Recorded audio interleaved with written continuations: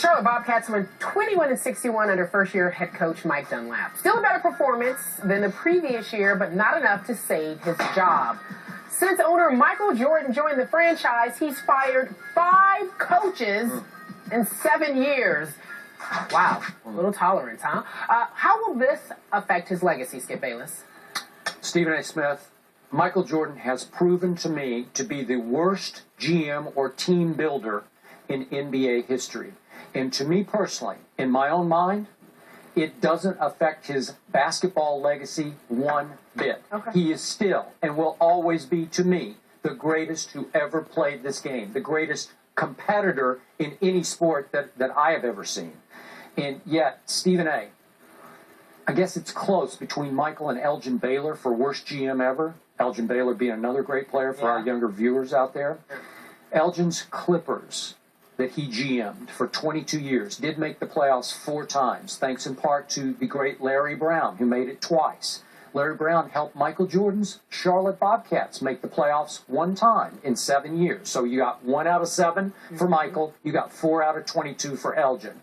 I still say Michael, even dating to his days as a Chicago Bull, when he was notoriously off point on player personnel decisions, where he would recommend to Jerry Krause, get this guy, get that guy, get my North Carolina guy, get Al Wood. That was the classic one. Go get Al Wood. And Jerry Krause once told me, I just ignored him. You know, all of the suggestions were off. It speaks to what I always say. The greater you were as a player, the worse you often or mostly are picking players, because you're so good. It's so natural to you that it's hard to see who can play and who can't, because you just know how to play yourself. It's hard to teach it. It's hard to coach it, because it comes so easily to you. So Michael is in the wrong line of work right now, and I pity him, because I know a lot of our younger viewers probably think that means he was not that great of a basketball player. No, he's still the greatest who ever was. He's just not much of a GM. I'm going to speculate here, based on my years of covering the NBA and the numerous people that I've spoken to over the years about my man Michael Jordan, who I consider to be the greatest basketball player I've ever seen in my lifetime. Michael Jordan and his record as an executive cannot be defended. Don't get me started with Kwame Brown. I'm not going to do that, because I'll lose my mind.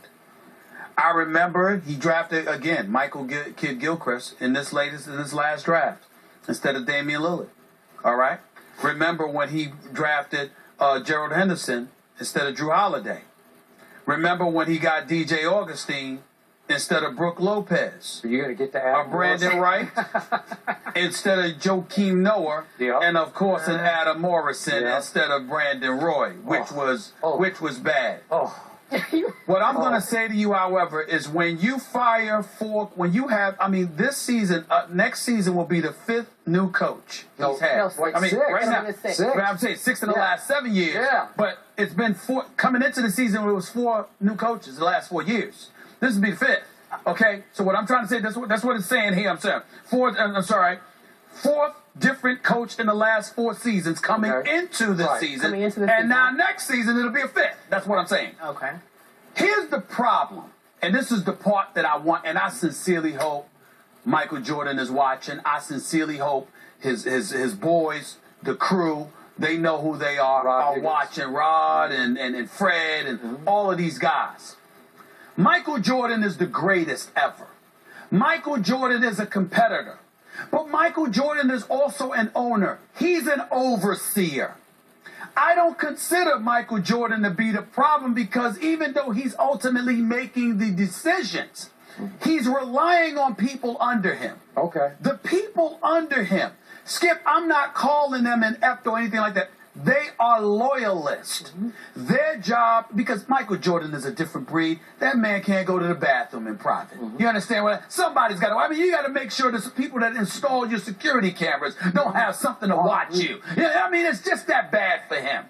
What somehow has to happen is that he has to get, because no matter what decisions they're required to make, in the end, it's a job just protecting Michael Jordan. Yeah. I mean, people won't let him live his life. But they are mostly going to say, yes. But what I'm saying is protecting it from the standpoint, Skip, what can you do? Can you really scout? Do you really have the time to really look into the college game and Michael Jordan with his life? Come on, stop. He still loves his golf. And he loves it. But what I'm saying is that's a hard thing to deal with.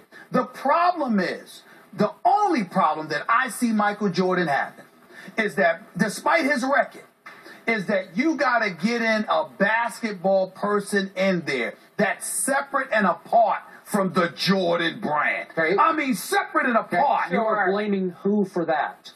No, that's on Michael. That's on Michael? That's on Michael. Yes. I'm saying that's what he has to do. Okay. Because somebody's got to bring you the goods. And when they bring you the goods, then the Michael Jordan who can still play, who likes to work out with these guys and compete with these guys and such, then you can do something with it. The problem is, I don't believe it's being brought to him a lot to work with because he can't do that himself. And he's got to come to that realization. I thought he went in the right direction with not necessarily with Dunlap, but just somebody different and separate and apart from these assistant at St. John's. I don't mean it. I don't mean it that way. I'm just saying somebody that wasn't connected to the Jordan stuff. You got to do that. You got to do that because that's what this is about. This is about Jordan, the mystique of Jordan, brand Jordan, being a problem because he's not allowed to just go about the business of doing his job like everybody else is on a day-to-day basis. You're not buying it? It's the truth. You know what? But the bottom line is you got to get it done. The bottom line to me is he's still the greatest player. And it doesn't affect his legacy at the end of the day. All right, coming up next.